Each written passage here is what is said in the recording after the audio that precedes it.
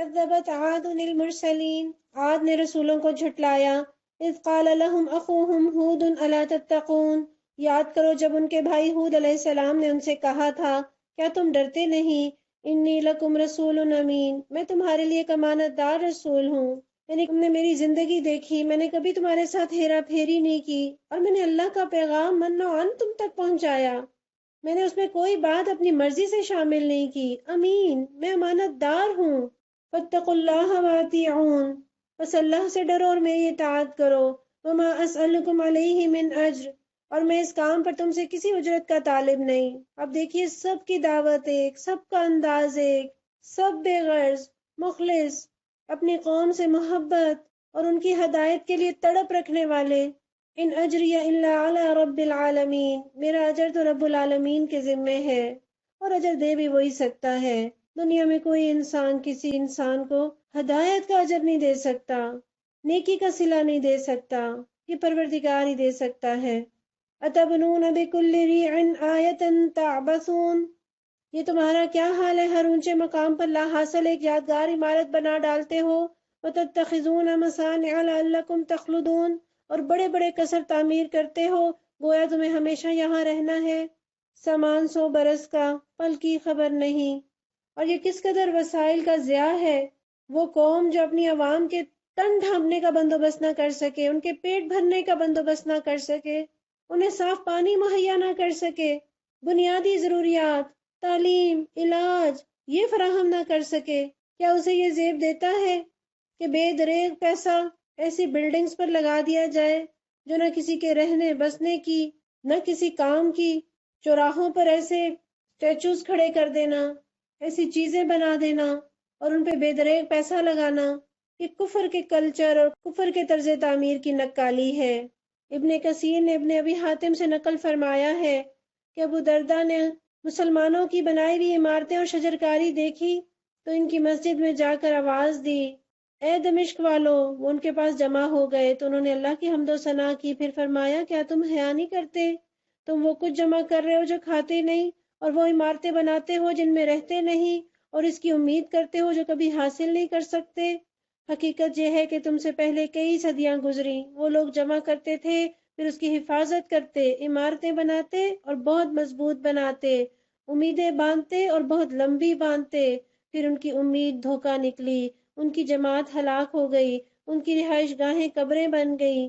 یاد رکھو قوم عاد عدن سے امان تک گھوڑوں اور اونٹوں کے مالک تھے، اب کون ہے جو مجھ سے ان کی میراث 2 درہم میں خرید لے۔ وَإِذَا بَطَشْتُمْ بَطَشْتُمْ جَبَّارِينَ، اور جب کسی پر ہاتھ ڈالتے ہو جبار بن کر ڈالتے ہو۔ فَاتَّقُوا اللَّهَ وَأَطِيعُونِ، پس تم لوگ اللہ سے ڈرو اور میری اطاعت کرو۔ معیار زندگی بلند سے بلند کرتے جا رہے ہیں اور معیار بندگی گھٹتا جا رہا ہے، زمین پر محل کھڑے کر رہے ہیں لیکن اپنے شخصیت کی تعمیر نہیں کر رہے۔ وَاتَّقُوا الَّذِي أَمَدَّكُم بِمَا تَعْلَمُونَ، ڈرو اسے جس نے وہ کچھ تمہیں دیا جو تم جانتے ہو۔ امدکم بانعام وبنین، تمہیں جانور دیے، اولادیں دی، وجنات وعیون، باغ دیے اور چشمے دیے۔ انی اخاف علیکم عذاب یوم عظیم، مجھے تمہارے حق میں ایک بڑے دن کے عذاب کا ڈر ہے۔ اللہم لا تجعلنا منہم۔ قالوا سواء علینا، انہوں نے جواب دیا ہمارے لیے برابر ہے، اوعظت ام لم تکم من الواعظین، تو ہمیں نصیحت کر یا نہ کر، کیا ہمارے لیے تو ایسا نہیں، کوئی نصیحت کرے یا نہ کرے برابر ہو جائے، ہم قرآن سے پہلے جیسے تھے قرآن کے بعد بھی ویسے ہی ہوں، اللہ نہ کرے۔ ان ھذا الا خلق الاولین، یہ باتیں تو یوں ہی ہوتی چلی آئی ہیں، وما نحن بمعذبین، اور ہم عذاب میں مبتلا ہونے والے نہیں۔ فکذبوہ فاہلکناہم، آخرکار انہوں نے جھٹلا دیا اور ہم نے انہیں ہلاک کر دیا۔ ان فی ذلک لآیہ، یقیناً اس میں ایک نشانی ہے۔ اور کیجیے اللہ بار بار نشانیاں دکھا رہے ہیں، نشانیاں دیکھ کر بھی جو نہ مانے، نہ جھکیں، رب کی قدرتوں پر یقین نہ آئے، رب کی طرف پلٹنے کا پلان نہ بنے، اپنی اصلاح کا خیال نہ آئے، خدا نہ کرے کہ ہم ایسے ہوں۔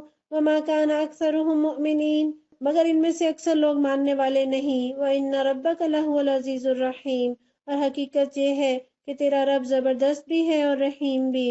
اس قوم عاد پر کیسے عذاب آیا، 8 دن اور 7 راتوں تک مسلسل ایسی طوفانی ہوا چلتی رہی جس نے ہر چیز کو تباہ کر ڈالا، اور اس کے زور کا یہ عالم تھا کہ اس نے آدمیوں کو اٹھا اٹھا کر پٹخا۔ کذبت ثمود المرسلین، ثمود نے رسولوں کو جھٹلایا۔ اذ قال لهم اخوهم صالح الا تتقون، یاد کرو جب کہ ان کے بھائی صالح علیہ السلام نے ان سے کہا کیا تم ڈرتے نہیں؟ انی لکم رسول امین، میں تمہارے لیے ایک امانت دار رسول ہوں۔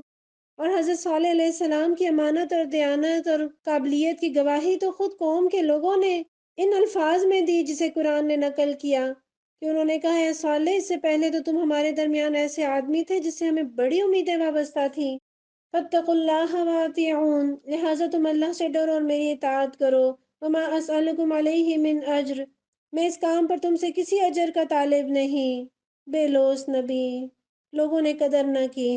ان اجری الا علی رب العالمین، میرا اجر تو رب العالمین کے ذمے ہے۔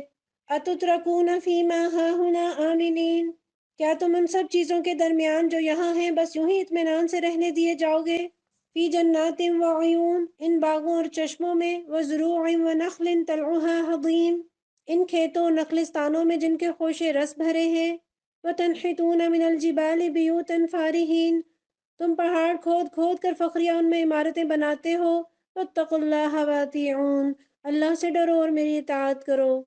قوم سمود بڑے تنومند، قدآور اور مضبوط جسموں کے مالک تھے، اللہ کی ہستی کے قائل تھے، مگر شرک میں بری طرح مبتلا تھے، اور بڑی متکبر اور سرکش قوم تھی۔ ان کے اندر اعلیٰ درجے کے انجینئر اور بہترین قسم کے سنگ تراش تھے، پہاڑوں میں پتھر تراش تراش کر اپنے عالی شان مکان بناتے، پہاڑوں کے اندر ہی اندر انہوں نے بستیوں کی بستیاں آباد کر رکھی تھی۔ یہاں اگر آپ کے پاس تفہیم القرآن ہو تو اس مقام پر وہ تصاویر لگی ہوئی ہیں جو ان کی اعلیٰ طرز تعمیر کی آج بھی نشانی ہے۔ وَلَا تُطِيعُوا أَمْرَ الْمُسْرِفِينَ، اور ان بے لگام لوگوں کی اطاعت نہ کرو، الَّذِينَ يُفْسِدُونَ فِي الْأَرْضِ وَلَا يُصْلِحُونَ، جو زمین میں فساد برپا کرتے ہیں اور کوئی اصلاح نہیں کرتے۔ قَالُوا إِنَّمَا أَنْتَ مِنَ الْمُسَحَّرِينَ، انہوں نے جواب دیا تو محض ایک سحر زدہ آدمی ہے۔ مَا أَنْتَ إِلَّا بَشَرٌ مِثْلُنَا، تو ہم جیسے ایک انسان کے سوا اور کیا ہے۔ فَأْتِ بِآیَةٍ إِن كُنتَ مِنَ الصَّادِقِينَ، لا کوئی نشانی اگر تو سچا ہے۔ قَالَ هَٰذِهِ نَاقَةٌ لَهَا شِرْبٌ وَلَكُمْ شِرْبُ يَوْمٍ مَّعْلُومٍ، صالح علیہ السلام نے فرمایا یہ اونٹنی ہے، ایک دن اس کے پانی پینے کا ہے اور ایک دن تم سب کے پانی لینے کا۔ وَلَا تَمَسُّوهَا بِسُوءٍ فَيَأْخُذَكُمْ عَذَابُ يَوْمٍ عَظِيمٍ، اس کو ہرگز نہ چھیڑنا ورنہ ایک برے دن کا عذاب تمہیں آ لے گا۔ فَعَقَرُوهَا فَأَصْبَحُوا نَادِمِينَ، مگر انہوں نے اس کی کوچیں کاٹ دیں اور آخرکار پچھتاتے رہ گئے۔ فَأَخَذَهُمُ الْعَذَابُ، عذاب نے انہیں آ لیا۔ إِنَّ فِي ذَلِكَ لَآیَةً، یقیناً اس میں ایک نشانی ہے۔ وَمَا كَانَ أَكْثَرُهُم مُؤْمِنِينَ، مگر ان میں سے اکثر لوگ ماننے والے نہیں۔ وَإِنَّ رَبَّكَ لَهُوَ الْعَزِيزُ الرَّحِيمُ، اور حقیقت یہ ہے کہ تیرا رب زبردست بھی ہے اور رحیم بھی۔ انبیاء کی دعوت بھی ایک ہی رہی اور ان کا طریقہ بھی ایک ہی رہا، اور لوگوں کا طریقہ بھی وہی رہا، وہ بھی حق کو جھٹلاتے رہے، اور اکثریت نے حق کو ہمیشہ ہی جھٹلایا۔ تو اکثریت کے پیچھے نہیں چلنا، دیکھنا یہ ہے کہ کون حق پر ہے، خواہ وہ قلیل ہی کیوں نہ ہو، وہ تھوڑے ہی کیوں نہ ہو۔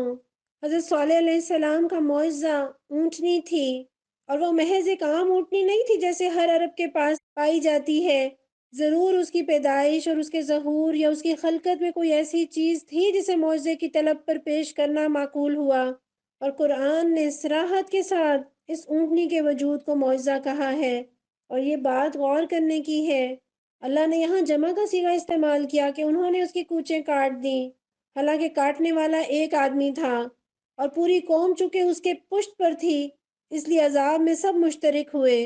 کبھی برائی میں کسی کی پشت پناہی نہ کرے، تعاون نہ کرے، گناہ میں برابر کے شریک ٹھہرائے جائیں گے۔ ہاں، نیکی میں تعاون کریں، حوصلہ افزائی کریں، آپ نیکی میں حصے دار بن جائیں گے۔ کذبت قوم لوط المرسلین، لوط علیہ السلام کی قوم نے رسولوں کو جھٹلایا۔ اذ قال لهم اخوهم لوط الا تتقون، یاد کرو جب کہ ان کے بھائی لوط علیہ السلام نے ان سے کہا تھا کیا تم ڈرتے نہیں؟ انی لکم رسول امین، میں تمہارے لیے ایک امانت دار رسول ہوں۔ فاتقوا اللہ واطیعون، لہٰذا تم اللہ سے ڈرو اور میری اطاعت کرو۔ وما اسألکم علیہ من اجر، میں اس کام پر تم سے کسی اجر کا طالب نہیں۔ ان اجری الا علی رب العالمین، میرا اجر تو رب العالمین کے ذمے ہے۔ اتأتون الذکران من العالمین، کیا تم دنیا کی مخلوق میں سے مردوں کے پاس جاتے ہو؟ وتذرون ما خلق لکم ربکم من ازواجکم، اور تمہاری بیویوں میں تمہارے رب نے تمہارے لیے جو کچھ پیدا کیا ہے اسے چھوڑ دیتے ہو۔ استغفر اللہ۔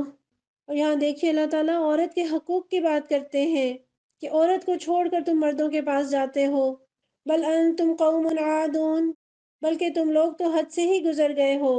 قالوا لئن لم تنتہی یا لوط لتکونن من المخرجین، انہوں نے کہا اے لوط اگر تو ان باتوں سے باز نہ آیا تو جو لوگ ہماری بستیوں سے نکالے گئے ہیں ان میں تو بھی شامل ہو کر رہے گا۔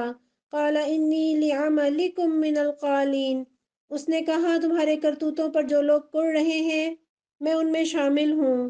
رب نجنی و اہلی مما یعملون، اے پروردگار مجھے اور میرے اہل و عیال کو ان کی بد کرداریوں سے نجات دے۔ فنجیناہ و اہلہ اجمعین، آخرکار ہم نے اسے اور اس کے سب اہل و عیال کو بچا لیا۔ الا عجوزا فی الغابرین، بجز ایک بڑھیا کے جو پیچھے رہ جانے والوں میں تھی۔ مراد ہے حضرت لوط علیہ السلام کی بیوی، جس کی ہمدردیاں بھی اپنی قوم کے ساتھ تھی اور اشاروں کے نایوں سے خفیہ طور پر رپورٹیں بھی اپنی قوم کو دیا کرتی۔ چنانچہ جب اس قوم پر عذاب لانے والے فرشتے حضرت لوط علیہ السلام کے ہاں خوبصورت لڑکوں کی شکل میں آئے تو اسی بڑھیا کی رپورٹ پر اوباش ہمسائے بری نیت سے آپ کے گھر گھس آئے۔ ثم دمرنا الآخرین، پھر باقی ماندہ لوگوں کو ہم نے تباہ کر دیا۔ وامطرنا علیہم مطرا، اور ان پر برسائی ایک برسات۔ فساء مطر المنذرین، بڑی ہی بری بارش تھی جو ان ڈرائے جانے والوں پر نازل ہوئی۔ ان فی ذلک لآیہ، یقیناً اس میں ایک نشانی ہے۔ اگر نشانی سے سبق کون لیتے ہیں؟ جو دل کی آنکھیں کھول کر دیکھیں، جو دل کے کانوں سے سنیں۔ وما کان اکثرهم مؤمنین، مگر ان میں سے اکثر ماننے والے نہیں۔ وَإِنَّ رَبَّكَ لَهُوَ الْعَزِيزُ الرَّحِيمُ، اور حقیقت یہ ہے کہ تیرا رب زبردست بھی ہے اور رحیم بھی۔ کذب اصحاب الایکۃ المرسلین، اصحاب الایکہ نے رسولوں کو جھٹلایا۔ اذ قال لهم شعیب الا تتقون، یاد کرو جبکہ شعیب علیہ السلام نے ان سے کہا تھا کیا تم ڈرتے نہیں؟ انی لکم رسول امین، میں تمہارے لیے ایک امانت دار رسول ہوں۔ فاتقوا اللہ واطیعون، لہٰذا تم اللہ سے ڈرو اور میری اطاعت کرو۔ وما اسألکم علیہ من اجر، میں اس کام پر تم سے کسی اجر کا طالب نہیں۔ ان اجری الا علی رب العالمین، میرا اجر تو رب العالمین کے ذمے ہے۔ اوفوا الکیل ولا تکونوا من المخسرین، پیمانے ٹھیک بھرو اور کسی کو گھاٹا نہ دو۔ وزنوا بالقسطاس المستقیم، صحیح ترازو سے تولو۔ ولا تبخسوا الناس اشیاءہم، اور لوگوں کو ان کی چیزیں کم نہ دو۔ ولا تعثوا فی الارض مفسدین، زمین میں فساد نہ پھیلاتے پھرو۔ اور ناپ تول کی کمی کے حوالے سے تو پیارے نبی صلی اللہ علیہ وسلم فرماتے ہیں جو قوم ناپ تول میں کمی کرتی ہے اس پر قحط سالی، روزگار کی تنگی اور حکمرانوں کا ظلم و ستم مسلط کر دیا جاتا ہے۔ واتقوا الذی خلقکم والجبلۃ الاولین، اور اس ذات کا خوف کرو جس نے تمہیں اور گزشتہ نسلوں کو پیدا کیا۔ قالوا انما انت من المسحرین، انہوں نے کہا تو محض ایک سحر زدہ آدمی ہے۔ وما انت الا بشر مثلنا، اور تو کچھ نہیں مگر ایک انسان ہم ہی جیسا۔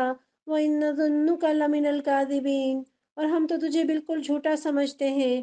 فاسقط علینا کسفا من السماء ان کنت من الصادقین، اگر تو سچا ہے تو ہم پر آسمان کا کوئی ٹکڑا گرا دے۔ استغفر اللہ۔ کبھی بھی اللہ سے برائی نہیں مانگنی چاہیے، مصیبت نہیں مانگنی چاہیے، کبھی کسی کو مصیبت کی بد دعا بھی نہ دے۔ زبان کھولیں تو اچھی بات منہ سے نکالیں۔ قال ربی اعلم بما تعملون، شعیب علیہ السلام نے فرمایا میرا رب جانتا ہے جو کچھ تم کر رہے ہو، یعنی میرا کام نہیں ہے عذاب لانا، رب جانتا ہے کہ اس نے کب اور کس کو عذاب دینا ہے۔ فَكَذَّبُوهُ فَأَخَذَهُمْ عَذَابُ يَوْمِ الظُّلَّةِ، انہوں نے اسے جھٹلا دیا، آخرکار چھتری والے دن کا عذاب ان پر آ گیا۔ إِنَّهُ كَانَ عَذَابَ يَوْمٍ عَظِيمٍ، اور وہ بڑے ہی خوفناک دن کا عذاب تھا۔ یہ کس طرح کا عذاب تھا؟ بظاہر سمجھ آتی ہے کہ چونکہ انہوں نے آسمانی عذاب مانگا اس لیے اللہ نے ان پر ایک بادل بھیج دیا اور وہ چھتری کی طرح ان پر اس وقت تک چھایا رہا جب تک باران عذاب نے ان کو بالکل تباہ نہ کر دیا۔ ان فی ذالک لآیہ، یقیناً اس میں ایک نشانی ہے۔ وما کان اکثرهم مؤمنین، مگر ان میں سے اکثر ماننے والے نہیں۔ وان ربک لہو العزیز الرحیم، اور حقیقت یہ ہے کہ تیرا رب زبردست بھی ہے اور رحیم بھی۔ خدا کرے کہ یہ پے در پہ واقعات سن کر ہمارے دل بھی نرم ہو جائیں۔ وَإِنَّهُ لَتَنزِيلُ رَبِّ الْعَالَمِينَ، یہ رب العالمین کی نازل کردہ چیز ہے۔ کون سی؟ اللہ کا کلام، یہ قرآن پاک جو میرے اور آپ کے ہاتھوں میں ہے۔ عزت اور شرف محسوس کیجئے کہ اللہ نے اس قرآن کا حامل مجھے اور آپ کو بنایا۔ نزل بہ الروح الامین، اسے روح الامین نے اتارا، علی قلبک لتکون من المنذرین، آپ کے دل پر، آپ کے قلب مبارک پر، تاکہ آپ خلق خدا کو متنبع کرنے والے بنے۔ یعنی یہ کلام پاک منبع سے نکلا، پاک ذریعے سے اترا، حضرت جبرائیل امین کے ذریعے، اور پاک ترین جگہ پر اس نے مسکن بنایا، نبی صلی اللہ علیہ وسلم کے قلب مبارک پر اترا، اور قرآن دل پر اترتا ہے۔ اسے اپنے دل کے اوپر لے۔ خدا کرے کہ یہ ہماری زبانوں سے، حلق سے اتر کر ہمارے دل میں آ جائے، تاکہ دل بدلے تو زندگی بدلے۔ اور یہاں مقصد بھی بتا دیا قرآن کے اترنے کا، تاکہ لوگوں کو خبردار کر دیں، لوگ ہوش گوش سے سنیں، ورنہ نتائج بھگتنے کے لیے تیار ہو جائیں۔ بلسان عربی مبین، صاف صاف عربی زبان میں۔ وَإِنَّهُ لَفِي زُبُرِ الْأَوَّلِينَ، اگلے لوگوں کی کتابوں میں بھی یہ موجود ہے۔ اولم یکن لہم آیہ، کیا یہ اہل مکہ کے لیے کوئی نشانی نہیں؟ ان یعلمہ علماء بنی اسرائیل، کہ اسے علماء بنی اسرائیل جانتے ہیں، یہودیوں کو معلوم ہے، وہ اس بات سے آشنا ہے کہ اللہ تعالیٰ اپنا کلام بندوں کی ہدایت کے لیے نازل کیا کرتے ہیں۔ وَلَوْ نَزَّلْنَاهُ عَلَى بَعْضِ الْأَعْجَمِينَ، لیکن ان کی ہٹ دھرمی کا حال تو یہ ہے کہ اگر ہم اسے کسی اجمی پر بھی نازل کر دیتے، فَقَرَأَهُ عَلَيْهِمْ مَا كَانُوا بِهِ مُؤْمِنِينَ، اور یہ فصیح عربی کلام وہ ان کو پڑھ کر سناتا تب بھی یہ مان کر نہ دیتے۔ كَذَلِكَ سَلَكْنَاهُ فِي قُلُوبِ الْمُجْرِمِينَ، اسی طرح ہم نے اس ذکر کو مجرموں کے دلوں میں سلاخ کی طرح گزارا ہے۔ لَا يُؤْمِنُونَ بِهِ حَتَّى يَرَوْا الْعَذَابَ الْأَلِيمَ، وہ اس پر ایمان نہیں لاتے جب تک کہ عذاب علیم نہ دیکھ لیں۔ وَيَأْتِيَهُمْ بَغْتَةً وَهُمْ لَا يَشْعُرُونَ، پھر جب وہ بے خبری میں آ پڑتا ہے، وَيَقُولُوا هَلْ نَحْنُ مُنظَرُونَ، اس وقت وہ کہتے ہیں کہ اب ہمیں کچھ مہلت مل سکتی ہے۔ یعنی عذاب سامنے دیکھ کر ہی مجرموں کو یقین آیا کرتا ہے کہ پیغمبر نے جو کہا تھا سچ کہا تھا۔ پھر حسرت کرتے ہیں، ہاتھ ملتے ہیں، کاش کوئی مہلت مل جائے۔ أَفَبِعَذَابِنَا يَسْتَعْجِلُونَ، تو کیا یہ لوگ ہمارے عذاب کے لیے جلدی مچا رہے ہیں؟ أَفَرَأَيْتَ إِن مَّتَّعْنَاهُمْ سِنِينَ، تم نے کچھ غور کیا اگر ہم انہیں برسوں تک عیش کرنے کی مہلت بھی دے دیں؟ ثُمَّ جَاءَهُم مَّا كَانُوا يُوعَدُونَ، پھر وہی چیز ان پر آ جائے جس سے انہیں ڈرایا جا رہا ہے۔ مَا أَغْنَىٰ عَنْهُم مَّا كَانُوا يُمَتَّعُونَ، تو جو سامان زیست ان کو ملا ہوا ہے ان کے کس کام آئے گا؟ وَمَا أَهْلَكْنَا مِن قَرْيَةٍ إِلَّا لَهَا مُنذِرُونَ، دیکھو ہم نے کبھی کسی بستی کو اس کے بغیر ہلاک نہیں کیا کہ اس کے لیے خبردار کرنے والے موجود ہوں، ذکرا، حق نصیحت ادا کرنے کو، وما كنا ظالمین، اور ہم ظالم نہ تھے۔ وما تنزلت به الشیاطین، اس کتاب مبین کو شیاطین لے کر نہیں اترے۔ وما ينبغی لهم وما يستطيعون، نہ یہ کام ان کو سجتا ہے اور نہ وہ ایسا کر ہی سکتے ہیں۔ انہم عن السمع لمعزولون، وہ تو اس کی سماعت تک سے دور رکھے گئے ہیں۔ کفار مکہ جو الزامات نبی صلی اللہ علیہ وسلم پر لگاتے ان میں ایک یہ بھی تھا کہ وہ آپ کو کاہن کہتے، یعنی یہ کہ معاذ اللہ آپ کے اوپر شیاطین اترتے ہیں، جن آپ کے کانوں میں کچھ باتیں پھونک دیتے ہیں۔ چنانچہ جندب بن سفیان فرماتے ہیں کہ ایک دفعہ رسول اللہ صلی اللہ علیہ وسلم کا مزاج ناساز ہوا اور آپ 2-3 رات تہجد کی نماز کے لیے اٹھ نہ سکے، تو ایک عورت جو کہ ابو سفیان کی بہن اور ابو لہب کی بیوی تھی آپ کے پاس آئی اور کہنے لگی، محمد صلی اللہ علیہ وسلم، میں سمجھتی ہوں تیرے شیطان نے تجھے چھوڑ دیا، معاذ اللہ، 2-3 راتوں سے وہ تیرے پاس نہیں آیا۔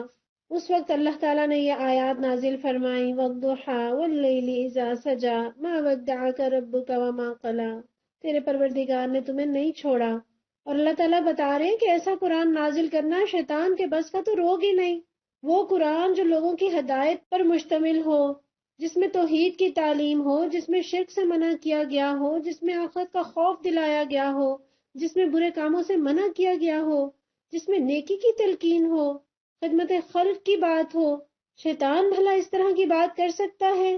شیطان تو قرآن کے نام سے بدکتا ہے، کہاں وہ ایسا کلام لا سکے؟ اور اللہ تعالیٰ فرماتے ہیں شیطان تو اس کلام کے سننے سے بھی دور رکھے گئے ہیں، یعنی قرآن کے نزول پر کڑا پہرا مقرر کیا جاتا ہے، کہیں سے بھی باطل کی اس میں آمیزش نہیں ہو سکتی۔ اور آج بھی الحمدللہ شیاطین نہیں کر سکتے کہ قرآن کو بدل دے، قرآن اللہ کی حفاظت میں ہے۔ فَلَا تَدْعُ مَعَ اللَّهِ إِلَٰهًا آخَرَ، بس اے محمد صلی اللہ علیہ وسلم اللہ کے ساتھ کسی دوسرے معبود کو نہ پکاریے، فَتَكُونَ مِنَ الْمُعَذَّبِينَ، ورنہ آپ بھی سزا پانے والوں میں شامل ہو جائیں گے۔ وَأَنذِرْ عَشِيرَتَكَ الْأَقْرَبِينَ، اپنے قریب ترین رشتہ داروں کو ڈرائیے۔ اللہ تعالیٰ نے قریب ترین رشتہ داروں کو ڈرانے کا حکم دیا۔ کس چیز سے ڈرانا ہے؟ اللہ کے غضب سے، آخرت کی جواب دہی سے۔ اور ہم تو آپس میں ہی ایک دوسرے سے ڈرتے ڈراتے رہتے ہیں، اللہ کے ڈر کی طرف دعوت نہیں دیتے۔ شوہر بیوی ایک دوسرے سے ڈرتے ہیں، ساس بہو نند بھابھی، افسر ماتحت، حکمران رعایا، سب ایک دوسرے سے ڈر رہے ہوتے ہیں، بس اللہ سے بے خوف اور ایک دوسرے کے خوف میں مبتلا، اتنے بہت سارے ڈروں میں دبے ہوئے، اصل پہاڑ جیسے خوف کو بھولے ہوئے ہیں۔ ایک دوسرے کی دعوتیں بھی کرتے ہیں، ایک دوسرے کو تحائف بھی دیتے ہیں، لیکن حق بات پہنچانے کی فکر نہیں کرتے۔ کبھی جوڑوں تحفوں کی جگہ اگر ہم نے کتابیں، تفسیر، حدیث ہی دے دی ہوتی تو اللہ کے اس حکم کی ادائیگی کی کوئی صورت نکل آتی۔ مولانا مودودی رحمۃ اللہ علیہ فرماتے ہیں کہ جس اولاد اور گھر والوں کے کھانے پینے اور پہننے کی آپ کو فکر ہوتی ہے، ان کے لیے آپ کو سب سے بڑھ کر فکر اس بات کی ہونی چاہیے کہ وہ جہنم کا ایندھن نہ بننے پائیں۔ سیدنا عبداللہ بن عباس رضی اللہ عنہ بیان کرتے ہیں کہ جب یہ آیت نازل ہوئی کہ اپنے سب سے قریب ترین رشتہ داروں کو ڈرا دیجئے، تو اللہ کے نبی صلی اللہ علیہ وسلم صفا کی پہاڑی پر چڑھے اور آواز دی، قریش کے سب خاندانوں کو پکارا، سب جمع ہو گئے، اور جو خود نہ آ سکا اس نے اپنی طرف سے کوئی نمائندہ بھیج دیا، یہ دیکھنے کے لیے کہ کیا معاملہ ہے۔ ابو لہب بھی آیا، قریش کے دوسرے لوگ بھی آئے۔ نبی صلی اللہ علیہ وسلم نے فرمایا، دیکھو اگر میں تم سے بیان کروں کہ کچھ سوار تم پر حملہ کرنے کے لیے اس وادی میں جمع ہیں تو کیا تم میری بات سچ مانو گے؟ انہوں نے کہا ہاں، کیونکہ ہم نے آپ کو ہمیشہ سچ ہی بولتے دیکھا ہے۔ آپ نے فرمایا تو میں تم کو اس سخت عذاب سے ڈراتا ہوں جو تمہارے سامنے آنے والا ہے۔ یہ سن کر ابو لہب کہنے لگا، تمہاری خرابی ہو، معاذ اللہ، کیا تم نے اسی بات کے لیے ہمیں جمع کیا تھا؟ اور اسی وقت یہ صورت نازل ہوئی، تبت یدا ابی لہب وتب۔ تو آئیے اس کو پلان کیجئے، دعوتیں کریں گے اور کوشش کریں گے کہ ان دعوتوں میں ہم اچھی کتابیں تحفے میں دے دیں، یا کوئی درس کا پلان کر لیں، یا انہیں کوئی لیکچر سنوا دیں۔ یہ آیت ہم پر بھی اتری ہے نا، صرف پڑھنے کے لیے نہیں ہے۔ انشاءاللہ عمل کرنے کا پلان بنائیں گے تو اللہ راہیں کھولے گا۔ وَاخْفِضْ جَنَاحَكَ لِمَنِ اتَّبَعَكَ مِنَ الْمُؤْمِنِينَ، اور ایمان لانے والوں میں سے جو لوگ آپ کی پیروی اختیار کریں ان کے ساتھ تواضع سے پیش آئیے۔ فَإِنْ عَصَوْكَ فَقُلْ إِنِّي بَرِيءٌ مِّمَّا تَعْمَلُونَ، لیکن اگر وہ تمہاری نافرمانی کریں تو ان سے کہہ دیجئے کہ جو کچھ تم کرتے ہو اس سے میں بری ذمہ ہوں۔ وَتَوَكَّلْ عَلَى الْعَزِيزِ الرَّحِيمِ، اور اس زبردست اور رحیم پر توکل کرو، الَّذِي يَرَاكَ حِينَ تَقُومُ، جو تمہیں اس وقت دیکھ رہا ہوتا ہے جب تم اٹھتے ہو، وَتَقَلُّبَكَ فِي السَّاجِدِينَ، اور سجدہ گزار لوگوں میں تمہاری نقل و حرکت پر نگاہ رکھتا ہے۔ انہ هو السمیع العلیم، وہ سب کچھ سننے اور جاننے والا ہے۔ اللہ تعالیٰ ایک ایک نقل و حرکت پر نگاہ رکھتے ہیں۔ جب رات کو نماز کے لیے اٹھتے ہیں تب بھی اللہ دیکھ رہے ہوتے ہیں، کسی کو دین کا پیغام دینے کے لیے کوئی محنت کرتے ہیں وہ بھی اللہ کی نظر میں ہے۔ لوگ جماعت سے نماز پڑھ رہے ہیں، مل کر رکوع اور سجود کر رہے ہیں، اللہ ہر ایک کو دیکھ رہا ہے۔ کون کون سے عبادت گزار اللہ کی عبادت میں مشغول ہیں اور کون کون اس سے غافل ہیں۔ اور آپ دین کی سربلندی کے لیے جو بھی محنت کرتے ہیں اور آپ کے ساتھ جو لوگ بھی تعاون کرتے ہیں، آپ سب لوگوں کی ایک ایک نقل و حرکت سے اللہ واقف ہے۔ سبحان اللہ، اس بات سے کتنا حوصلہ ہوتا ہے کہ اللہ دیکھ رہا ہے، محنتوں کو بھی دیکھتا ہے، خلوص کو بھی دیکھتا ہے، چاہتوں کو بھی دیکھتا ہے، مسائل کو بھی دیکھتا ہے۔ وہ جانتا ہے نا جس کے لیے کر رہے ہیں۔ هل انبئکم علی من تنزل الشیاطین، لوگوں کیا میں تمہیں بتاؤں کہ شیاطین کس پر اترا کرتے ہیں؟ تنزل علی کل افاک اثیم، وہ ہر جیل ساز بدکار پر اترا کرتے ہیں۔ یلقون السمع واکثرهم کاذبون، سنی سنائی باتیں کانوں میں پھونکتے ہیں اور ان میں سے اکثر جھوٹے ہیں۔ والشعراء یتبعهم الغاوون، رہے شعراء تو ان کے پیچھے بہکے ہوئے لوگ چلا کرتے ہیں۔ الم تر انہم فی کل وادی یہیمون، کیا تم دیکھتے نہیں ہو کہ وہ ہر وادی میں بھٹکتے ہیں؟ وانہم یقولون ما لا یفعلون، اور ایسی باتیں کہتے ہیں جو کرتے نہیں ہیں۔ الا الذین آمنوا وعملوا الصالحات، سوائے ان لوگوں کے جو ایمان لائے اور عمل صالح اختیار کیے۔ وذکروا اللہ کثیرا، اور اللہ کو کثرت سے یاد کیا۔ وانتصروا من بعد ما ظلموا، اور جب ان پر ظلم کیا گیا تو صرف بدلہ لے لیا۔ وَسَيَعْلَمُ الَّذِينَ ظَلَمُوا، اور ظلم کرنے والوں کو عنقریب معلوم ہو جائے گا۔ أَيَّ مُنقَلَبٍ يَنقَلِبُونَ، کہ وہ کس انجام سے دوچار ہوتے ہیں۔ یہاں آیت نمبر 222 223 میں دیکھیے اللہ تعالیٰ نے بتایا کہ شیاطین ہر جیل ساز بدکار پر اترا کرتے ہیں، تو ان سے مراد کاہن ہیں، عامل قسم کے لوگ جو غیب دانی کا ڈھونگ رچاتے پھرتے ہیں، جو نجومی بنتے ہیں، جنہوں نے لوگوں کی بگڑی بنانے کا کاروبار بنا رکھا ہے۔ تو ایسے لوگوں کے بارے میں ہم جان لیں، پیارے نبی فرماتے ہیں جو شخص کسی عراف یعنی چوریاں یا گمشدہ چیزیں بتانے والے کے پاس گیا اور اس سے کسی چیز کے بارے میں پوچھا تو اس کی 40 راتوں کی نماز قبول نہیں ہوگی۔ اور آپ نے یہ بھی فرمایا جو شخص کسی کاہن کے پاس جائے اور اسے اس بات میں سچا سمجھے جو وہ کہے تو اس نے اس کے ساتھ کفر کیا جو محمد صلی اللہ علیہ وسلم پر نازل ہوا۔ پھر شاعری کی بات ہوئی، شاعروں کی بات ہوئی، اور نبی صلی اللہ علیہ وسلم کو کافر شاعر کہا کرتے تھے، حالانکہ نبی صلی اللہ علیہ وسلم نے کبھی شعر نہیں کہا، بلکہ کسی کا شعر بھی پڑھنا ہوتا تو اول کو آخر اور آخر کو اول پڑھ جایا کرتے۔ حضرت ابو بکر رضی اللہ عنہ عرض کرتے یا رسول اللہ یوں نہیں بلکہ یوں ہے، تو آپ فرماتے بھائی میں شاعر نہیں، نہ شعر گوئی میرے کرنے کا کام ہے۔ اور ایسی شاعری جو عشق اور عاشقی اور حسن و جمال اور جن کے اعصاب پر عورت سوار ہو، ایسے شاعروں کے بارے میں پیارے نبی نے فرمایا تم میں سے کسی شخص کا خول پیپ سے بھر جانا اس سے بہتر ہے کہ وہ شعر سے بھرے، اور سارے گندے گانے اسی کے اندر آتے ہیں، لیکن اچھے شعر ان کی اجازت بھی ہے۔ آپ صلی اللہ علیہ وسلم نے اس کی تحسین بھی فرمائی، جیسے حضرت حسان بن ثابت، حضرت کعب بن مالک، ایمان سے، عمل صالح سے، اللہ کے ذکر سے مزین، جن کا قلم کفر کے خلاف تیر بن کر برستا رہا۔ پھر ہمارے ادوار کے علامہ اقبال رحمۃ اللہ علیہ، نعیم صدیقی جیسے شاعر، احسن عزیز جیسے شاعر، یہ ہمارا سرمایہ ہیں جنہوں نے قرآن کے پیغام کو اشعار کے قالب میں ڈھالا، قوم میں جذبہ ایمان کو پیدا کرنے کے لیے اپنے قلم کو استعمال کیا۔ ایسے شعراء کی تو خود نبی صلی اللہ علیہ وسلم نے حوصلہ افزائی فرمائی کہ مومن تلوار سے بھی لڑتا ہے اور زبان سے بھی۔ ایک روایت میں یہ بھی آتا ہے کہ شعر کلام کی طرح ہے، سو اس میں جو اچھا ہے وہ اچھے کلام کی طرح ہے اور جو اس میں برا ہے وہ برے کلام کی طرح ہے۔ ایک مرتبہ ایک صحابی نے 100 کے قریب عمدہ عمدہ اشعار آپ کو سنائے اور آپ فرماتے گئے حیا حیا اور سناؤ اور سناؤ۔ تو اچھے شعر کہنے، سننے، سنانے کوئی حرج نہیں، بہت اچھی بات ہے، لیکن گندے اشعار، برے اشعار، ان پر اللہ کی ناراضگی اور غضب ہے۔ گانوں، غزلوں اور عشقیہ شاعری سے اپنے دامن کو بچائیے، اچھے اشعار سے اپنے دامن کو بھریے۔ چلیں ایک اچھا شعر آپ کو سناتی ہوں۔ صحابی رسول ہیں، جب انہوں نے اسلام پر بیعت کی نبی صلی اللہ علیہ وسلم کے دست مبارک پر، تو آپ صلی اللہ علیہ وسلم نے کچھ باتیں ارشاد فرمائیں جنہیں احسن عزیز شہید نے اپنے اشعار میں ڈھالا۔ یہ صدیوں پرانی کہانی ہے یارو، تمہیں آج میں جو سنانے چلا ہوں، خیالوں خیالوں میں لے کر تمہیں پھر قدیم ایک منظر دکھانے چلا ہوں۔ سعادت کے پر نور لمحے یہ صبحیں، فلک سے وحی کے اترنے کے دن ہیں۔ اخوت کی بستی یہ پرکیف شامیں، یہ دین سیکھنے کے نکھرنے کے دن ہیں۔ ہے راتوں کو سجدے تو دن کو ہے روزے، کہ ایمان کے بننے سنورنے کے دن ہیں۔ یہ صفا کی محفل و جنت کا روزہ، حضور نبی میں ٹھہرنے کے دن ہیں۔ اسی روز و شب میں، اسی کشمکش میں، صحابی اکائے جو ملنے نبی سے کریں تاکہ اسلام پر وہ بھی بیعت ملے، تاکہ ان کو بھی عقبہ کی راحت۔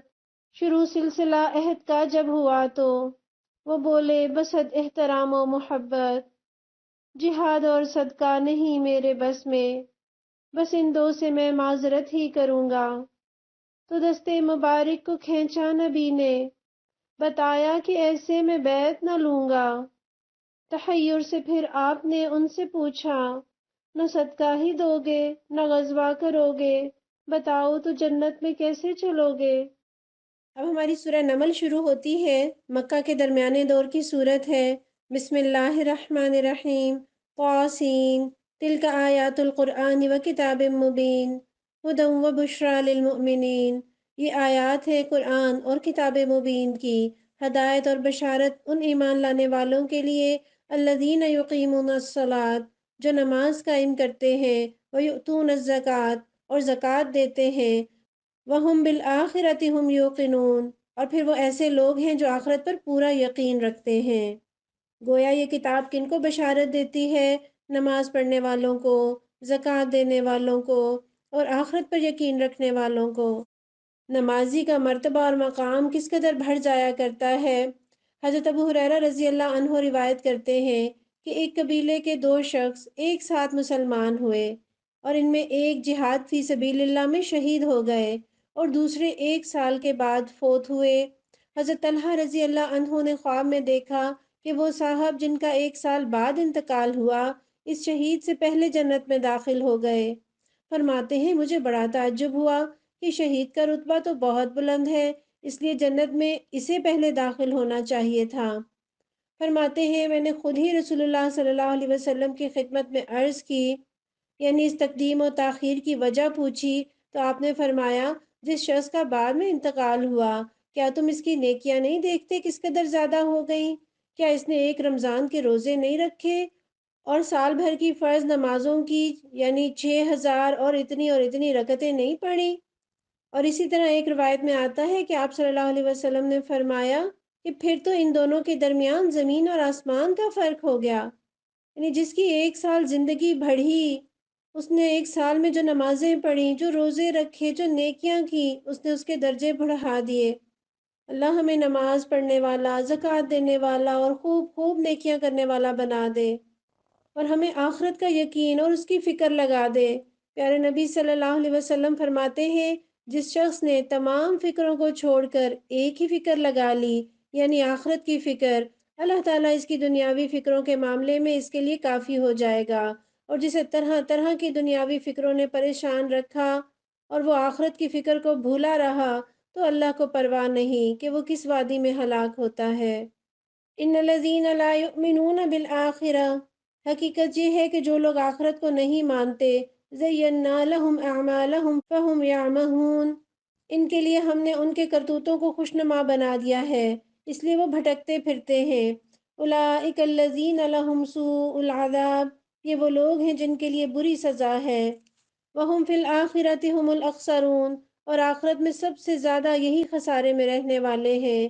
وَإِنَّكَ لَتُلَقَّى الْقُرْآنَ مِن لَّدُنْ حَكِيمٍ عَلِيمٍ، اور اے محمد صلی اللہ علیہ وسلم، بلا شبہ آپ یہ قرآن ایک حکیم اور علیم ہستی کی طرف سے پا رہے ہیں۔ اذ قال موسیٰ لأہلہ انی آنست نارا، انہیں اس وقت کا قصہ سناؤ جب موسیٰ علیہ السلام نے اپنے گھر والوں سے کہا مجھے ایک آگ نظر آئی ہے، سآتیکم منہا بخبر او آتیکم بشہاب قبس لعلکم تصطلون، میں ابھی یا تو وہاں سے کوئی خبر لاتا ہوں یا کوئی انگارہ چن کر لاتا ہوں تاکہ تم لوگ گرم ہو سکو۔ لعلکم میں آپ دیکھیے جمع کا صیغہ ہے، حالانکہ ان کے ساتھ صرف ان کی بیوی ہے، تو بیوی کے لیے احتراماً اکراماً جمع کا صیغہ استعمال کر رہے ہیں۔ فلما جاءها نودی ان بورک من فی النار، وہاں جو پہنچا تو ندا آئی کہ مبارک ہے وہ جو اس آگ میں ہے، ومن حولہا، اور جو اس کے ماحول میں ہے، وسبحان اللہ رب العالمین، پاک ہے اللہ سب جہان والوں کا پروردگار۔ یا موسیٰ، اے موسیٰ، انہ انا اللہ العزیز الحکیم، یہ میں ہوں اللہ زبردست اور دانا۔ سورہ قصص میں اسی واقعے کا ذکر ہے کہ ندا ایک درخت سے آ رہی تھی۔ اس سے جو صورت معاملہ سمجھ میں آتی ہے وہ یہ کہ وادی کے کنارے ایک خطے میں آگ سی لگی ہوئی تھی، مگر نہ کچھ جل رہا تھا نہ کوئی دھواں اٹھ رہا تھا، اور اس آگ کے اندر ایک ہرا بھرا درخت کھڑا تھا جس پر سے یکایک یہ ندا آنی شروع ہوئی۔ واللہ اعلم۔ وَأَلْقِ عَصَاكَ، اور پھینک تو ذرا اپنی لاٹھی۔ فَلَمَّا رَآهَا تَهْتَزُّ كَأَنَّهَا جَانٌّ وَلَّىٰ مُدْبِرًا وَلَمْ يُعَقِّبْ، جو ہی کہ موسیٰ علیہ السلام نے دیکھا کہ لاٹھی سانپ کی طرح بل کھا رہی ہے تو پیٹھ پھیر کر بھاگے اور پیچھے مڑ کر بھی نہ دیکھا۔ یا موسیٰ لا تخف، اے موسیٰ علیہ السلام ڈریے نہیں، انی لا یخاف لدی المرسلون، میرے حضور رسول ڈرا نہیں کرتے، یعنی گویا بطور رسول تقرر کا اعلان ہو گیا، اور اللہ تعالیٰ یہ بتا رہے ہیں کہ میرے حضور اس امر کا کوئی خطرہ نہیں کہ رسول کو کوئی نقصان پہنچے۔ جب اللہ تعالیٰ کسی کو رسالت عطا کرتے ہیں تو اس کی حفاظت کا ذمہ بھی لیتے ہیں۔ الا من ظلم، الا یہ کہ کسی نے قصور کیا ہو، ثم بدل حسنا بعد سوء فانی غفور الرحیم، پھر اگر برائی کے بعد انہوں نے بھلائی سے اپنے فعل کو بدل لیا تو میں معاف کرنے والا مہربان ہوں۔ وَأَدْخِلْ يَدَكَ فِي جَيْبِكَ تَخْرُجْ بَيْضَاءَ مِنْ غَيْرِ سُوءٍ، اور ذرا اپنا ہاتھ اپنے گریبان میں ڈالیے، چمکتا ہوا نکلے گا بغیر کسی تکلیف کے۔ فِي تِسْعِ آیَاتٍ إِلَىٰ فِرْعَوْنَ وَقَوْمِهِ، یہ دو نشانیاں ان 9 نشانیوں میں سے ہیں فرعون اور اس کی قوم کی طرف لے جانے کے لیے۔ انہم کانوا قوما فاسقین، وہ بڑے بد کردار لوگ ہیں۔ فلما جاءتهم آیاتنا مبصرة قالوا هذا سحر مبین، مگر جب ہماری کھلی کھلی نشانیاں ان لوگوں کے سامنے آئیں تو انہوں نے کہا کہ یہ تو کھلا جادو ہے۔ وجحدوا بها واستيقنتها انفسهم ظلما وعلوا، انہوں نے سراسر ظلم اور غرور کی راہ سے ان نشانیوں کا انکار کیا، حالانکہ دل ان کے قائل ہو چکے تھے۔ فانظر کیف کان عاقبۃ المفسدین، اب دیکھ لو ان مفسدوں کا کیسا انجام ہوا۔ قرآن میں دوسرے مقامات پر آتا ہے نا کہ جب موسیٰ علیہ السلام کے اعلان کے مطابق کوئی بلا مصر پر نازل ہوتی تو فرعون حضرت موسیٰ سے کہتا کہ تم اپنے خدا سے دعا کر کے اس بلا کو ٹلوا دو، پھر جو تم کہتے ہو ہم مان لیں گے۔ مگر جب وہ بلا ٹل جاتی تو فرعون اپنی اسی ہٹ دھرمی پر تل جاتا۔ تو اسی بنا پر اللہ تعالیٰ فرما رہے ہیں کہ ان کے دل قائل ہو چکے تھے، لیکن ظلم اور غرور کی وجہ سے انہوں نے ان نشانیوں کا انکار کیا۔ وَلَقَدْ آتَيْنَا دَاوُودَ وَسُلَيْمَانَ عِلْمًا، دوسری طرف ہم نے داؤد اور سلیمان علیہم السلام کو علم عطا کیا۔ وَقَالَ الْحَمْدُ لِلَّهِ الَّذِي فَضَّلَنَا عَلَى كَثِيرٍ مِّنْ عِبَادِهِ الْمُؤْمِنِينَ، انہوں نے کہا شکر ہے اس خدا کا جس نے ہم کو اپنے بہت سے مومن بندوں پر فضیلت عطا کی۔ ہم بھی اللہ کا شکر ادا کریں، اللہ تعالیٰ نے بہت سارے لوگوں میں سے چن کر مجھے اور آپ کو قرآن کے سائے میں لا بٹھایا۔ کہیے الحمدللہ۔ اور یہاں دیکھیے علم کی نعمت کا ذکر سب سے پہلے اللہ تعالیٰ نے فرمایا، گویا علم کی نعمت دوسری تمام نعمتوں سے افضل ہے۔ اور حضرت داؤد علیہ السلام کیسی پرسنالٹی تھے، پیارے نبی صلی اللہ علیہ وسلم فرماتے ہیں اللہ تعالیٰ کو سب روزوں سے زیادہ داؤد علیہ السلام کے روزے پسند ہیں۔ وہ ایک دن روزہ رکھتے اور ایک دن افطار کرتے، یعنی ایک دن چھوڑ کر ایک دن روزہ رکھا کرتے۔ اور اللہ تعالیٰ کے نزدیک سب سے زیادہ پسندیدہ نماز داؤد علیہ السلام کی ہے۔ وہ آدھی رات تک سوتے، پھر تہائی رات عبادت کرتے، پھر رات کے چھٹے حصے میں سوتے۔ سبحان اللہ، اللہ کو روزے بھی حضرت داؤد کے پسند اور نماز بھی انہی کی پسند۔ اللہ ہمیں بھی اپنے پسندیدہ بندوں میں شامل کر لے۔ اور یہاں آپ دیکھیے کتنی آئیڈیل پرسنالٹیز ہیں، پیغمبر بھی ہیں اور دنیا کی بادشاہت بھی ہے، گویا دین بھی اپنی پیک پر اور دنیا بھی اپنی پیک پر۔ دعا کیجئے اللہ ہمیں اور ہماری اولادوں کو دین اور دنیا دونوں کی ساری بھلائیاں اور خیر عطا فرمائے۔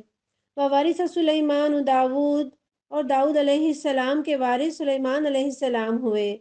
یہاں مالی وراثت مراد نہیں ہے، کیونکہ پیارے نبی صلی اللہ علیہ وسلم فرماتے ہیں کہ ہم گروہ انبیاء کا مال بطور وراثت تقسیم نہیں ہوتا، بلکہ ہم نے جو مال چھوڑا ہوتا ہے وہ صدقہ ہوتا ہے۔ انبیاء کی وراثت کیا ہے؟ ان کا مشن اور علم۔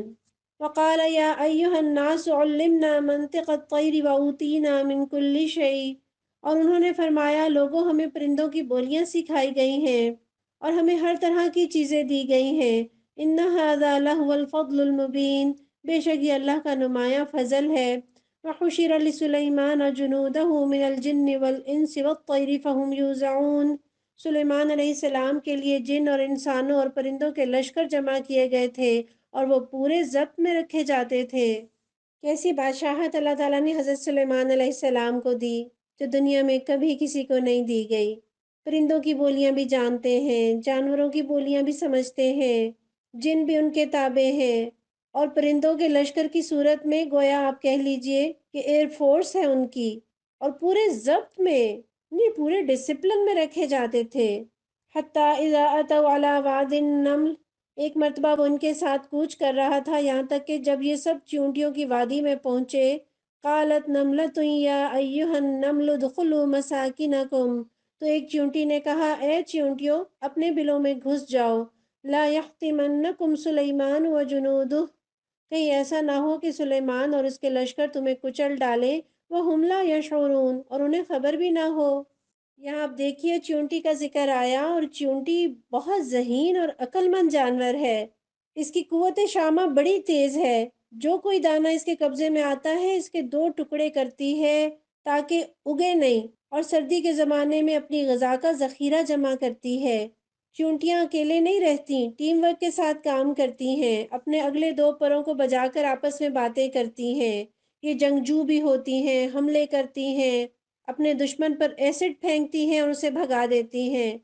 بعض چیونٹیاں غلام ہوتی ہیں، ان میں ملکہ بھی ہوتی ہے۔ فیمیل چیونٹی سارے اچھے کام کرتی ہے، ہمت نہیں ہارتی، اپنے وزن سے 50 گنا زیادہ وزن اٹھا لیتی ہے، کھانا اکیلے نہیں کھاتی، ان کے اندر پورا عسکری نظام اور پوری ان کی فورس ہوتی ہے، اور پورے ڈسپلن کے ساتھ یہ ایک جگہ سے دوسری جگہ ہجرت کرتی ہیں۔ اور ہمارے ہاں وہ واقعہ بھی مشہور ہے نا، سکندر اعظم جب ہمت ہار بیٹھا تو نئے سرے سے ہمت بندھانے والی ایک چیونٹی ہی تھی۔ پھر چیونٹیوں کو اللہ تعالیٰ نے اجتماعیت کا شعور دیا ہے، وہ بستیوں کی شکل میں رہتی ہیں، ان کی بستی میں حیرت انگیز ترتیب کے ساتھ مکانات، دہلیزیں، چھتیں، راستے اور سب کچھ ہوتا ہے، اور وہ آنے والے وقت کے لیے غذا جمع کرتی ہیں۔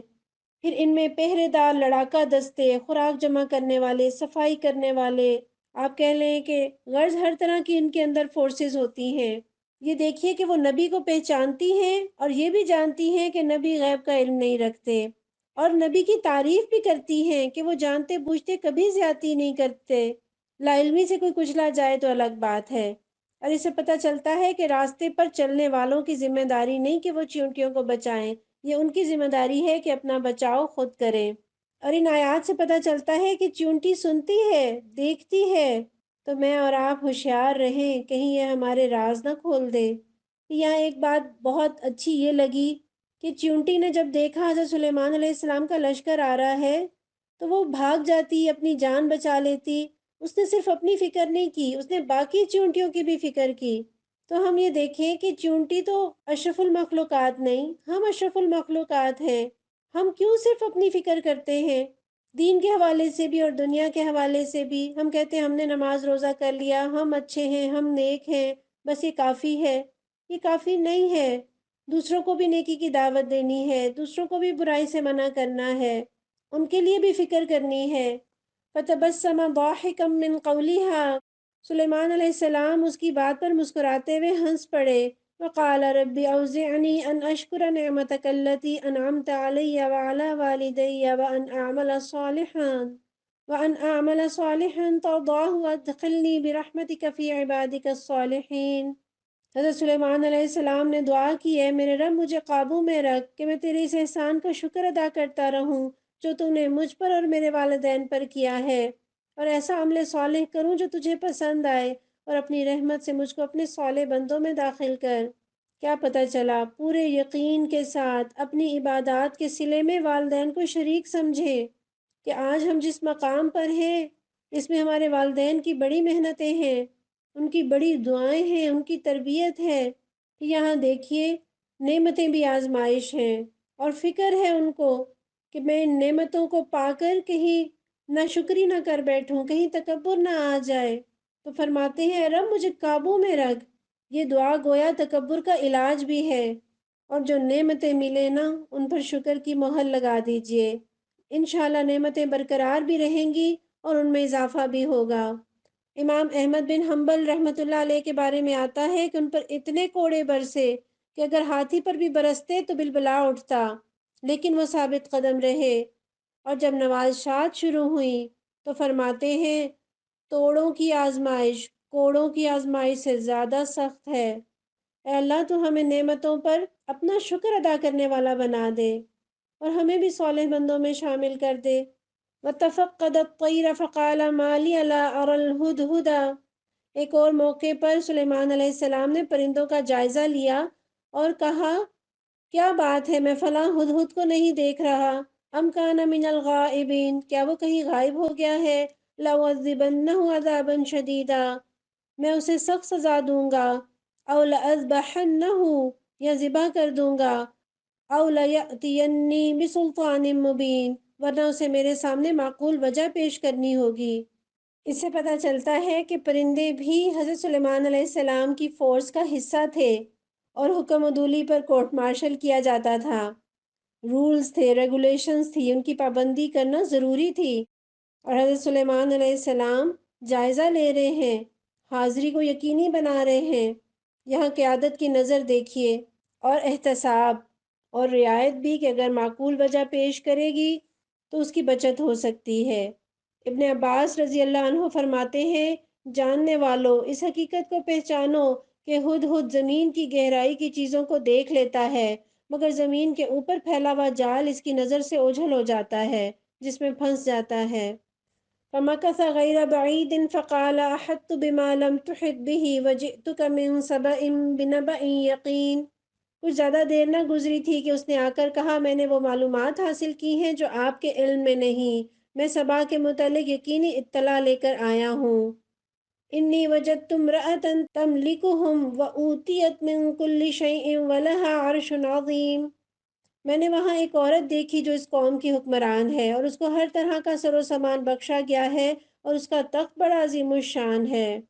اس سے پتہ چلتا ہے کہ نبی غیب کا علم نہیں رکھتے، اور یہ بھی پتہ چلتا ہے کہ ایک کم مرتبہ کو کوئی ایسی بات معلوم ہو سکتی ہے جو عالی مرتبے والے کو معلوم نہ ہو۔ یہ آیتیں پڑھ کر کوئی یہ نہ سمجھے کہ عورت کی حکمرانی جائز ہے۔ پیارے نبی صلی اللہ علیہ وسلم فرماتے ہیں وہ قوم کبھی فلاح نہ پائے گی جس نے اپنے اقتدار کا مالک عورت کو بنا دیا۔ وجدتها وقومها يسجدون للشمس من دون اللہ، میں نے دیکھا کہ وہ اور اس کی قوم اللہ کی بجائے سورج کے آگے سجدہ کرتی ہے۔ گویا پرندہ بھی توحید پر ایمان رکھتا ہے اور وہ بھی حیرت کر رہا ہے کہ اللہ کو چھوڑ کر سورج کی پرستش کر رہے ہیں۔ وَزَيَّنَ لَهُمُ الشَّيْطَانُ أَعْمَالَهُمْ، شیطان نے ان کے اعمال ان کے لیے خوشنما بنا دیے۔ فَصَدَّهُمْ عَنِ السَّبِيلِ فَهُمْ لَا يَهْتَدُونَ، اور انہیں شاہراہ سے روک دیا، اس وجہ سے وہ سیدھا رستہ نہیں پاتے۔ ہدہد کا واز دیکھیے، سبحان اللہ، ایک پرندہ بھی جانتا ہے کہ شرک نہیں کرنا، وہ شیطان کی چالوں کو سمجھتا ہے۔ اللہ ہمیں بھی یہ سمجھ عطا فرما دے۔ اللہ یسجدوا للہ الذی یخرج الخبء فی السماوات والارض، اس وجہ سے وہ یہ سیدھا رستہ نہیں پاتے کہ اس خدا کو سجدہ کریں جو آسمان اور زمین کی پوشیدہ چیزیں نکالتا ہے۔ وَيَعْلَمُ مَا تُخْفُونَ وَمَا تُعْلِنُونَ، اور وہ سب کچھ جانتا ہے جسے تم لوگ چھپاتے اور ظاہر کرتے ہو۔ اللہ لا الہ الا هو رب العرش العظیم، اللہ کے جس کے سوا کوئی مستحق عبادت نہیں، جو عرش عظیم کا مالک ہے۔ یہ آیت سجدہ ہے، سجدہ کر لیجئے۔ قال سننظر اصدقت ام کنت من الکاذبین، سلیمان علیہ السلام نے فرمایا ابھی ہم دیکھ لیتے ہیں کہ تو نے سچ کہا ہے یا تو جھوٹ بولنے والوں میں سے ہے۔ اذهب بکتابی ھذا فالقه الیہم ثم تول عنہم، میرا یہ خط لے جا اور اسے ان لوگوں کی طرف ڈال دے، پھر الگ ہٹ جا۔ فانظر ماذا یرجعون، پھر دیکھ کہ وہ کیا رد عمل ظاہر کرتے ہیں۔ یہاں سے پتہ چلتا ہے کہ دعوت اسلام کے لیے کفار کو خط لکھنا یہ انبیاء کی سنت ہے، اور کیسے طریقہ سکھا رہے ہیں کہ خط دے کر سائٹ پر ہو جاؤ۔ یہ تہذیب ہے نا کہ آپ نے کسی کو پیغام دیا ہے پھر سائٹ پر ہو جائیے، پھر انتظار کریے کہ وہ کیا جواب دیتے ہیں۔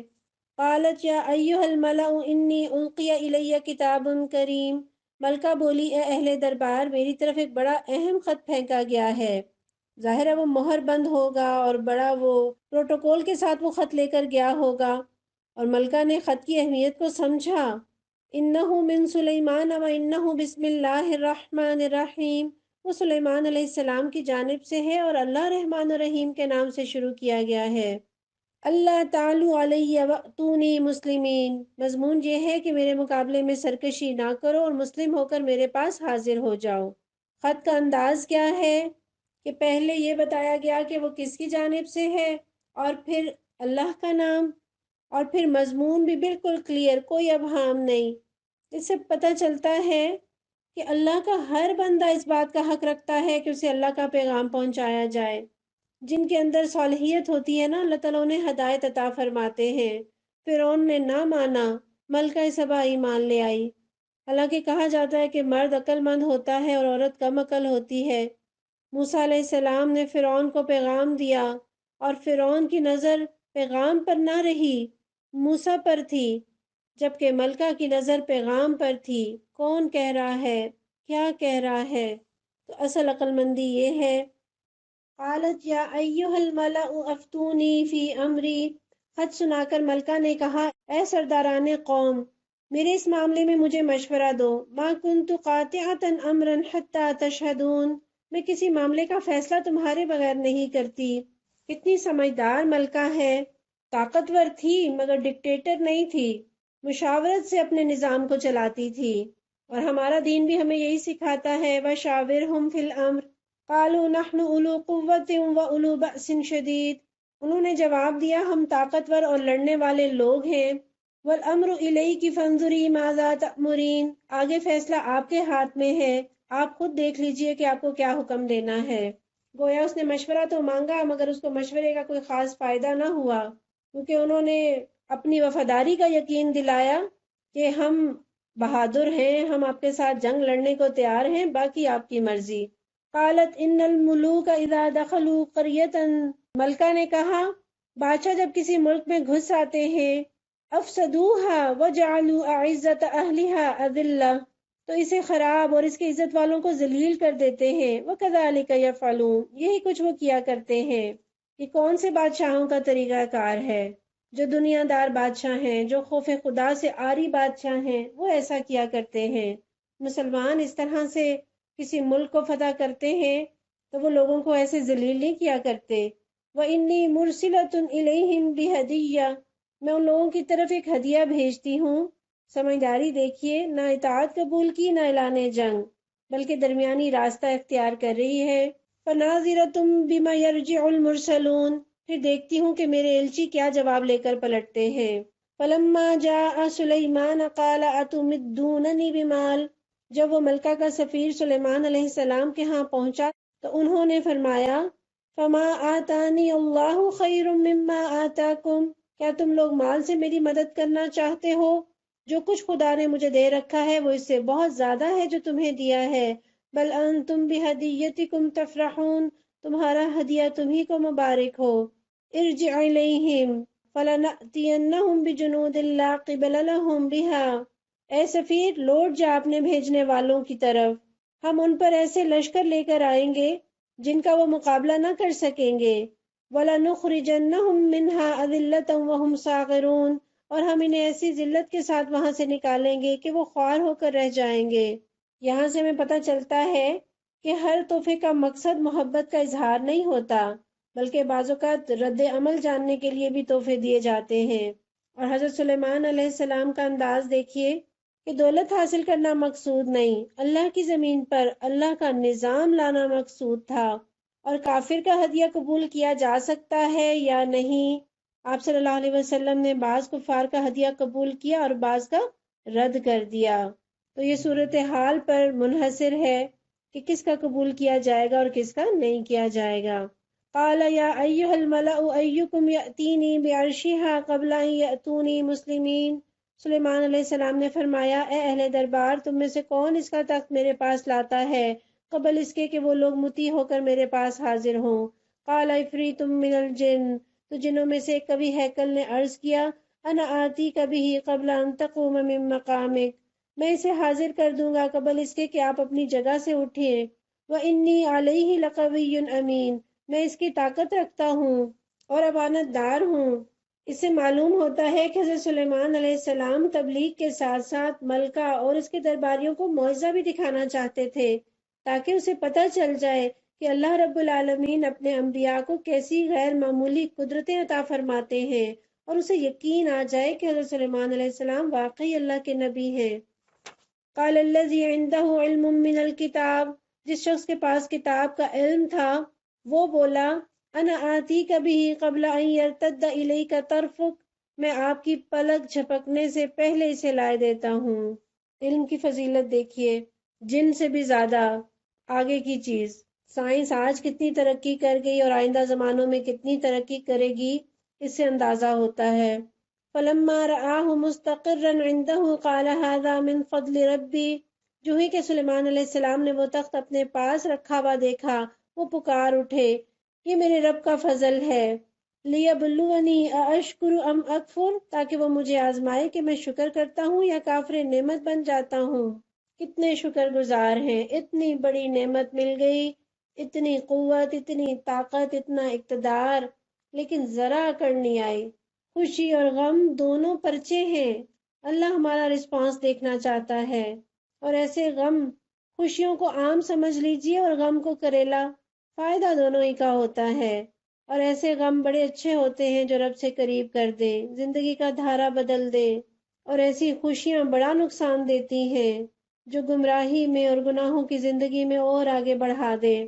وَمَن شَكَرَ فَإِنَّمَا يَشْكُرُ لِنَفْسِهِ، جو کوئی شکر کرتا ہے اس کا شکر اس کے اپنے ہی لیے مفید ہے۔ وَمَن كَفَرَ فَإِنَّ رَبِّي غَنِيٌّ كَرِيمٌ، ورنہ کوئی ناشکری کرے تو میرا رب بے نیاز اور اپنی ذات میں آپ بزرگ ہے۔ بار بار قرآن شکر کا ذکر کرتا ہے، اپنے شکووں کو شکر سے بدل دیجئے۔ قَالَ نَكِّرُوا لَهَا عَرْشَهَا، سلیمان علیہ السلام نے فرمایا انجان طریقے سے اس کا تخت اس کے سامنے رکھ دو۔ ننظر اتہتدی ام تکون من الذین لا یہتدون، دیکھیں وہ صحیح بات تک پہنچتی ہے یا ان لوگوں میں سے ہے جو راہ راست نہیں پاتے۔ فلما جاءت قیل اہکذا عرشک، ملکہ جب حاضر ہوئی تو اس سے کہا گیا کیا تیرا تخت ایسا ہی ہے؟ قالت کأنہ ہو، وہ کہنے لگی یہ تو گویا وہی ہے۔ وَأُوتِينَا الْعِلْمَ مِن قَبْلِهَا وَكُنَّا مُسْلِمِينَ، ہم تو پہلے ہی جان گئے تھے اور ہم نے سر تاج جھکا دیا تھا، یعنی ہم مسلم ہو چکے تھے۔ ملکہ سبا کو بھی دیکھیے، ایک ہی نشانی دیکھ کر ایمان لے آئی۔ جن کے دلوں میں خیر ہو، ہٹ دھرمی نہ ہو، ضد نہ ہو، وہ حق کو دیکھ لیتے ہیں، پہچان جاتے ہیں تو فوراً قبول کر لیتے ہیں۔ اللہ ہمیں بھی ایسی لوگوں میں شامل کر لے۔ وَصَدَّهَا مَا كَانَتْ تَعْبُدُ مِن دُونِ اللَّهِ، اس کو ایمان لانے سے جس چیز نے روک رکھا تھا وہ ان معبودوں کی عبادت تھی جنہیں وہ اللہ کے سوا پوجتی تھی۔ گویا جو شروع سے جس پیٹرن پہ چلی آ رہی تھی اس چیز نے اسے خیر کو ماننے سے روکا، اور برا ماحول انسان کے خیر کے جذبے کو روک رکھتا ہے۔ انہا کانت من قوم کافرین، بے شک وہ ایک کافر قوم سے تھی۔ قیل لها ادخل الصرح، اس سے کہا گیا محل میں داخل ہو۔ فلما رأته حسبته لجة وكشفت عن ساقيها، اس نے جو دیکھا تو سمجھی کہ پانی کا حوض ہے، اور اترنے کے لیے اس نے اپنے پائنچے اٹھا لیے۔ قال انها صرح ممرد من قواریر، یہ شیشے کا چکنا فرش ہے۔ قالت رب انی ظلمت نفسی واسلمت مع سلیمان للہ رب العالمین، اس پر وہ پکار اٹھی اے میرے رب آج تک میں اپنے نفس پر بڑا ظلم کرتی رہی اور اب میں نے سلیمان علیہ السلام کے ساتھ اللہ رب العالمین کی اطاعت قبول کر لی۔ آپ دیکھیے کہ حضرت سلیمان علیہ السلام کی شان اور شوکت اور نعمتیں، ان کے قدموں تلے ایسا خوبصورت فرش تھا جیسے شیشے کا چکنا فرش، مگر اللہ کو نہ بھولے۔ ہمارے قدموں تلے چمکتی ٹائلیں آ جائیں تو ہم اللہ کو بھول جاتے ہیں۔ ملکہ سبا کو کس کس چیز نے متاثر کیا؟ پہلی چیز حضرت سلیمان علیہ السلام کا خط تھا جو ایک بالکل مختلف انداز لیے ہوئے اللہ رحمان رحیم کے نام سے تھا۔ پھر اس کے بیش قیمت ہدیوں کو رد کرنا، یہ اس کے لیے بڑی حیرت کا باعث تھا۔ پھر ملکہ کا جو سفیر آیا اس نے جو آ کر بتایا، اس کی وجہ سے ملکہ سبا پر روب طاری ہوا۔ پھر اس کا تخت جو تھا آنن فانن ایک ملک سے دوسرے ملک پہنچ گیا تو اسے سمجھ آ گئی کہ اس شخص کے پیچھے تو اللہ کی طاقت ہے۔ پھر اس نے جو دیکھا کہ حضرت سلیمان علیہ السلام اس قدر شان و شوکت رکھتے ہیں، اتنے شاندار محل میں رہتے ہیں، لیکن کس قدر غرور نفس سے پاک ہیں، کتنے خدا ترس اور نیک ہیں، بات بات پر اللہ کے آگے شکر گزاری میں سر جھکا دیتے ہیں، ان کی زندگی عام لوگوں کی زندگی سے کتنی مختلف ہے، تو وہ فوراً ایمان لے آئی۔ وَلَقَدْ أَرْسَلْنَا إِلَىٰ ثَمُودَ أَخَاهُمْ صَالِحًا، اور سمود کی طرف ہم نے ان کے بھائی صالح علیہ السلام کو بھیجا، أَنِ اعْبُدُوا اللَّهَ، کہ اللہ کی بندگی کرو۔ فَإِذَا هُمْ فَرِيقَانِ يَخْتَصِمُونَ، تو یکایک وہ دو متخاصم فریق بن گئے۔ قَالَ يَا قَوْمِ لِمَ تَسْتَعْجِلُونَ بِالسَّيِّئَةِ قَبْلَ الْحَسَنَةِ، صالح علیہ السلام نے فرمایا، اے میری قوم کے لوگوں، بھلائی سے پہلے برائی کے لیے کیوں جلدی مچاتے ہو؟ یعنی اللہ سے خیر مانگنے کی بجائے عذاب کیوں مانگتے ہو؟ لولا تستغفرون اللہ، اللہ سے مغفرت طلب کیوں نہیں کرتے؟ لعلکم ترحمون، شاید کہ تم پر رحم کیا جائے۔ اس آیت کو اپنے لیے لکھ لیجئے، انڈر لائن کر لیجئے۔ اللہ سے بخشش کیوں نہیں مانگتے؟ کیوں معافی مانگنے کو مؤخر کرتے رہتے ہیں؟ آئیے ابھی اور اسی وقت اللہ سے معافی مانگتے ہیں۔ استغفر اللہ ربی من کل ذنب واتوب الیہ۔ قالوا اطیرنا بک وبمن معک، انہوں نے کہا ہم نے تو تمہیں اور تمہارے ساتھیوں کو بدشگونی کا نشان پایا ہے۔ قال طائرکم عند اللہ، صالح علیہ السلام نے جواب دیا تمہارے نیک و بد کا سرشتہ تو اللہ کے پاس ہے۔ بل انتم قوم تفتنون، اصل بات یہ ہے کہ تم لوگوں کی آزمائش ہو رہی ہے۔ وَكَانَ فِي الْمَدِينَةِ تِسْعَةُ رَهْطٍ يُفْسِدُونَ فِي الْأَرْضِ وَلَا يُصْلِحُونَ، اس شہر میں 9 جتھے دار تھے جو ملک میں فساد پھیلاتے اور کوئی اصلاح کا کام نہ کرتے تھے۔ قَالُوا تَقَاسَمُوا بِاللَّهِ لَنُبَيِّتَنَّهُ وَأَهْلَهُ ثُمَّ لَنَقُولَنَّ لِوَلِيِّهِ مَا شَهِدْنَا مَهْلِكَ أَهْلِهِ وَإِنَّا لَصَادِقُونَ، انہوں نے آپس میں کہا خدا کی قسم کھا کر عہد کر لو کہ ہم صالح علیہ السلام اور اس کے گھر والوں پر شبخون ماریں گے، پھر اس کے ولی سے کہہ دیں گے کہ ہم اس کے خاندان کی ہلاکت کے موقع پر موجود نہ تھے، ہم بالکل سچ کہتے ہیں۔ وَمَكَرُوا مَكْرًا وَمَكَرْنَا مَكْرًا وَهُمْ لَا يَشْعُرُونَ، یہ چال تو وہ چلے اور پھر ایک چال ہم نے چلی جس کی ان کو خبر نہ تھی۔ فَانظُرْ كَيْفَ كَانَ عَاقِبَةُ مَكْرِهِمْ، اب دیکھ لو کہ ان کی چال کا انجام کیا ہوا۔ أَنَّا دَمَّرْنَاهُمْ وَقَوْمَهُمْ أَجْمَعِينَ، ہم نے تباہ کر کے رکھ دیا ان کو اور ان کی پوری قوم کو۔ فَتِلْكَ بُيُوتُهُمْ خَاوِيَةً بِمَا ظَلَمُوا، وہ ان کے گھر خالی پڑے ہیں اس ظلم کی پاداش میں جو وہ کرتے تھے۔ ان فی ذلک لآیۃ لقوم یعلمون، اس میں ایک نشان عبرت ہے ان لوگوں کے لیے جو علم رکھتے ہیں۔ وانجینا الذین آمنوا وکانوا یتقون، اور بچا لیا ہم نے ان لوگوں کو جو ایمان لائے تھے اور نافرمانی سے پرہیز کرتے تھے۔ ولوطا اذ قال لقومه اتأتون الفاحشۃ وانتم تبصرون، اور لوط علیہ السلام کو ہم نے بھیجا، یاد کرو وہ وقت جب اس نے اپنی قوم سے کہا کیا تم آنکھوں دیکھے بدکاری کرتے ہو؟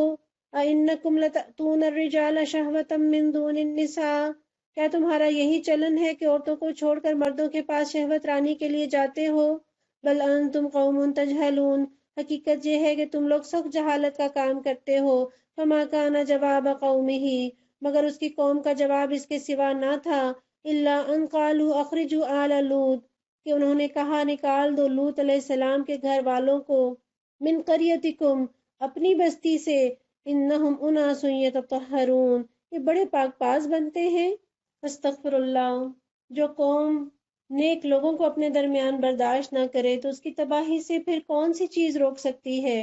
فَأَنْجَيْنَاهُ وَأَهْلَهُ إِلَّا امْرَأَتَهُ، آخرکار ہم نے بچا لیا اس کو اور اس کی گھر والی کو، قَدَّرْنَاهَا مِنَ الْغَابِرِينَ، بجز اس کی بیوی کے جس کا پیچھے رہ جانا ہم نے طے کر دیا تھا۔ وَأَمْطَرْنَا عَلَيْهِمْ مَطَرًا، اور برسائی ان لوگوں پر ایک برسات۔ فَسَاءَ مَطَرُ الْمُنذَرِينَ، بہت ہی بری برسات تھی وہ ان لوگوں کے حق میں جو متنبع کیے جا چکے تھے۔ قُلِ الْحَمْدُ لِلَّهِ، اے نبی صلی اللہ علیہ وسلم کہیے حمد ہے اللہ کے لیے، وَسَلَامٌ عَلَى عِبَادِهِ الَّذِينَ اصْطَفَىٰ، اور سلام اس کے ان بندوں پر جنہیں اس نے برگزیدہ کیا۔ اللہ خیر مما یشرکون، ان سے پوچھو اللہ بہتر ہے یا وہ معبود جنہیں یہ لوگ اس کا شریک بنا رہے ہیں۔ الحمدللہ، ہمارا یہاں پارہ مکمل ہوا۔ ربنا تقبل منا انك انت السميع العليم وتب علينا انك انت التواب الرحيم وصلى الله تعالى على رسول خير خلقه محمد وعلى آله واصحابه اجمعین برحمتک یا ارحم الراحمین۔ روایات میں آتا ہے کہ نبی صلی اللہ علیہ وسلم جب اس آیت کی تلاوت فرماتے تو فوراً اس کے جواب میں فرماتے بل اللہ خیر و ابقا و اجل و اکرم، نہیں بلکہ اللہ ہی بہتر اور وہی باقی رہنے والا اور بزرگ و برتر ہے۔